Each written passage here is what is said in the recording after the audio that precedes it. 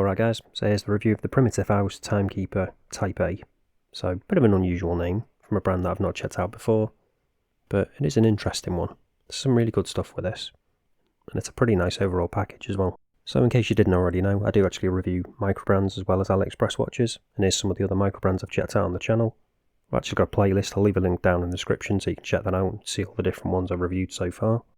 But getting back to this, let's start off with the packaging. So we've got the Timekeeper Primitive Haus there, and it is a really nice watch roll. Always good to see, not just a useless box. So you can use it while you're travelling, carry a few different bits and pieces, not just the watches, or just one watch and a few different straps. Up to you. So I'm going to go over all the bits you will get if you do pick one of these up, because there is some good stuff in here, as I said. So first up, we've got the watch in here, but I'll quickly pop that to one side for a second, and then we'll go over what else is in here too. So you can see we've got a couple of straps in here, so you do actually get 3 straps with this watch when you buy it. You don't have to pick one or the other, you do actually get all 3, which is nice. Then when it comes to the warranty card, it's a nice metal one, got a 2-year warranty, and then you can see it also says on there that you get 3 straps included, as I've mentioned. So again, really nice that they can include 3. So I'll quickly show you now the 3 different ones, but we'll go into more detail on as we get into the review. So you got this canvas one, then next up we've got this tropic strap, and obviously they do different colours of this watch, so depending on what colour you go for, you'll have a matching strap. So now let's show you the watch, and here it is. So as you probably guessed, yep, I've got the green dial, so we've got the matching green straps, but as I say, depending on what dial you go for, you'll get different colour straps, and there are quite a few different colours available with this one, some a bit more out there than others. I'm not going to show pictures on screen because there's far too many, but if you check out the link in the description, you can check them all out yourself there. So before we go into any more detail, first of all let's go over the dimensions on this.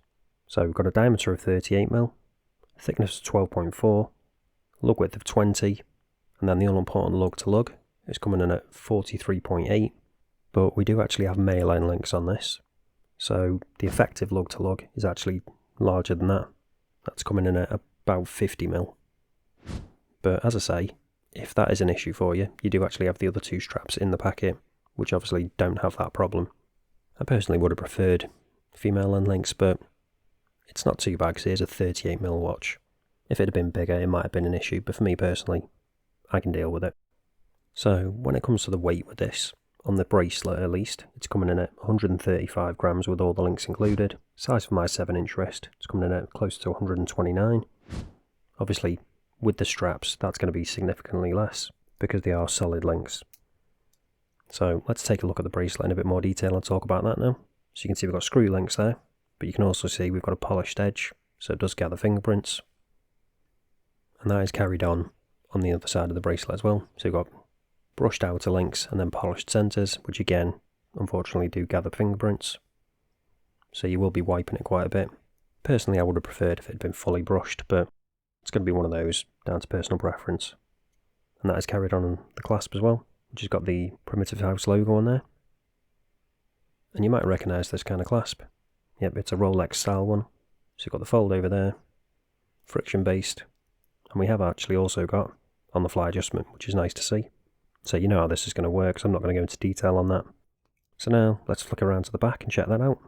So you can see straight away we've actually got quick release on the bracelet, which is really good. Do like that, not something you see all that often. And we've also got quick release on both straps as well, so you can easily swap between all 3, which I do really like. So I'll quickly bring them in now so we can talk about them in a bit more detail as well.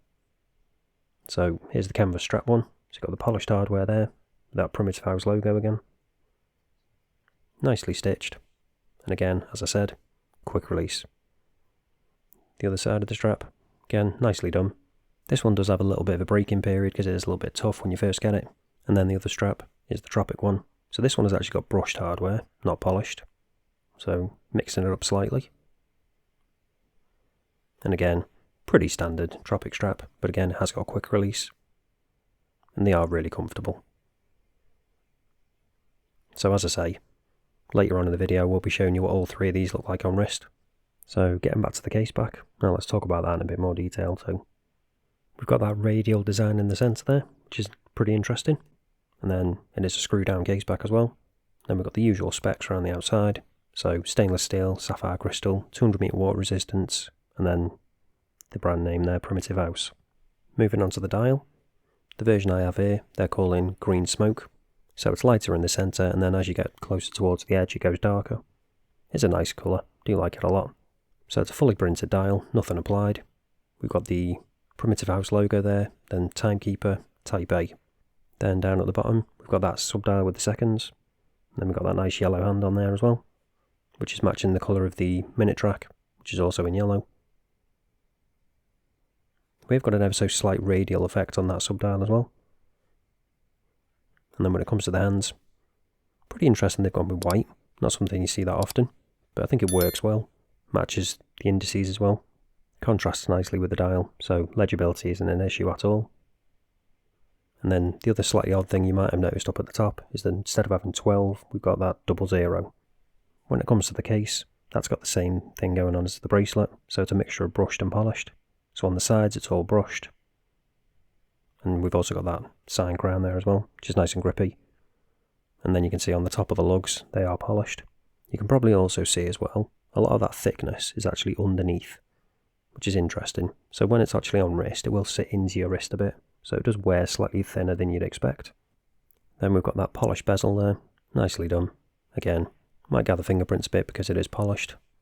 You can also see there we've got a perfectly flat crystal, so no curvature on that at all. So now let's check out if it is actually sapphire or not, using the trusty diamond selector tool. And yep, we've got sapphire crystal, so always good to see. So you're probably wondering now, what's the movement in this? No, it's not actually the NH35, surprisingly. It's actually a Miyota A2S5. So this particular movement is actually an open heart one. So not really all that useful in this watch, but it's an interesting one nonetheless.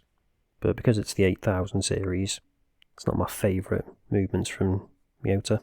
You do get a bit of rotor noise from this, but we'll show you in action. So unscrew the crown, which is at the 4 o'clock position. Pop it out, just the one position, no ghost date or anything, so that is good. And then we just change the time. You can see the second hand has stopped, so we have actually got hacking, which is good. Not always a given on the 8000 series. Pop it back in, re-engages. Hand winding, works well, no problems there. And then obviously just screw it back down. Can be a little bit awkward maybe, depending on how big your fingers are, because it's down at that 4 o'clock position. So your thumb might catch the lug slightly now and then, but it's not too big a deal, you get used to it. So you've probably been wondering, with this being a fully printed dial, is the loom on it any good, or does it suffer because it doesn't have applied indices? Let's check that out now, and then you can see. So we'll charge it up, give it a proper chance.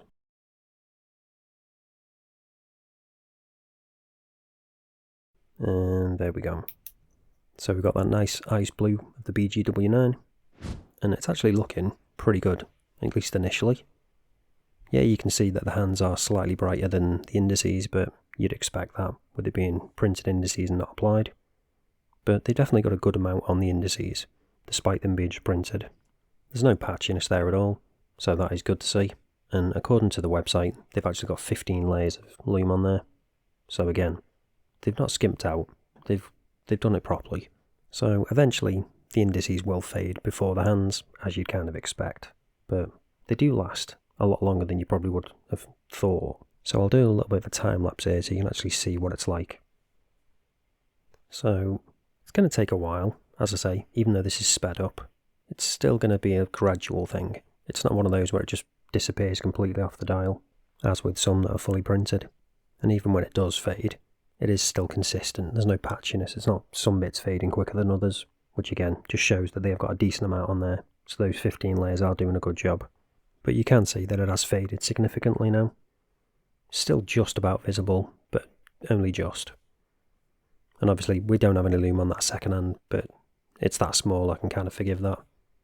If it had been on there, that probably would have faded really quickly. The loom on the hands, although not as bright as initially, still legible, so still usable. So overall, pretty good loom. Not the best I've ever seen, but far from the worst. So you're probably wondering now, how much is all this going to cost you? So it's £262, $329 and €305. So I think for the overall package you're getting, that's a pretty good deal. You've got quick release on the bracelet and on the other two straps. You've got the on-the-fly adjustment, pretty nice dimensions, but you probably want to see what they're all like on wrist before you make up your mind and decide whether you want to pick one up or not. So let's check that out now. We'll start with the bracelet. So here it is on my 7-inch wrist. And as I said, because we've got that on-the-fly adjustment, you can get a perfect fit, so that's not a problem. Yep, there is quite a lot of polish in there, so that might put some people off. Again, I personally would have preferred if it had been like fully brushed, I think. But it still looks good the way it is. But I would have changed those male end links for female ones. But because it's 38mm, it still wears quite nicely on my wrist, and obviously nice bit of curvature to those lugs as well, which does help. If you've got a pretty small wrist, that could be a slight issue for you, but for most people I don't think it should be. If it had been a bigger watch, yeah, it probably would have done. But because it's 38mm, I think it's not too bad. But I've not actually been wearing it on this bracelet all that much. I've been wearing it on the strap, well, one of the straps, a bit more. So I'll show you what it's like on them, and letting you decide which one you think looks best. Starting with the Tropic strap. So I think it does suit the watch nicely. Wears well too. Nice and comfortable, breathable, as you'd expect with the Tropic strap. And obviously we don't have that issue in terms of the end links, so it will wear nicely on smaller wrists.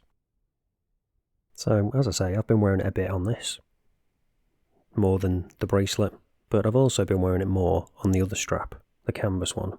So I'll show you now what it looks like on that. So here it is on the canvas strap. And as I say, this is the one I've been wearing it on most. It does wear nicely. As I said earlier though, it does actually have a slight break-in period because it is a little on the hard side initially. But once it breaks in, I think it wears really well. The polished hardware on this looks really nice. And again, it's just really nicely made. And I think the colour of this strap actually suits the dial better, matches it more. Well, at least I think so anyway. Let me know what you think down in the comments. Do you think this looks better, or do you prefer the Tropic strap, or even the bracelet? And obviously bear in mind, if you go for a different dial option, different colour, you will get different colour straps to match that dial.